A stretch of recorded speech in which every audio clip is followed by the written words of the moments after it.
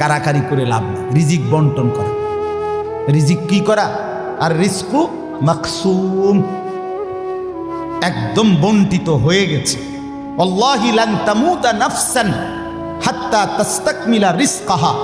আল্লাহর নবী বলেন, আল্লাহর কসম, একটি আত্মা, একটি প্রাণ মৃত্যুবরণ করবে না কোনো আত্মা তার জন্য বরাদ্দকৃত রিজিক পূর্ণ না করে। বাতেই লোকমা না খাইয়া আপনার বাপের ক্ষমতাও নাই, আপনি মরে যাবেন। আর যেটা নাই সেটা আপনি খাইতে পারবেন না। আমি খাইতে বসি ভাত, আমার প্লেটে ভাত নিয়া আমার বাচ্চা বাহিরে খেলে, 2 বছরের মেয়েটা মাঝে মধ্যে দৌড় দিয়ে আসে, আইসা এক লোকমা নিয়ে যায়, নিয়ে আবার দৌড় দিয়ে যায়, বাকি ভাত আমি শেষ করছি। তা আমার মালিক যেন বলে, আনিস, ওই মাঝখানের এই লোকমাটা তোর মেয়েরই ছিল, আমি তাকে যথাসময়ই নেওয়ার জন্য পাঠাইছি।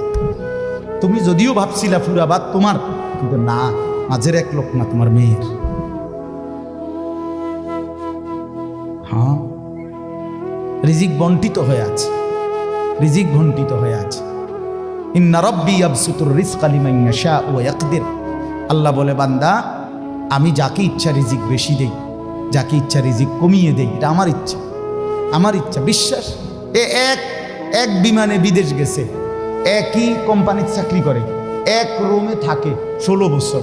আইবার পরে আমার পরিচিত একজনে বাড়ি গাড়ি অনেক কিছু করছে, আরেকজনে 16 বছর পরে আইবার সময় আরেকজনের থেকে ফ্যান হাওলাত কইরা টিফিন দেয়ছে। একবার সত্যি নিজে কইছে, কজুর এই ফ্যানটা আরেকজন তে লই আইছে।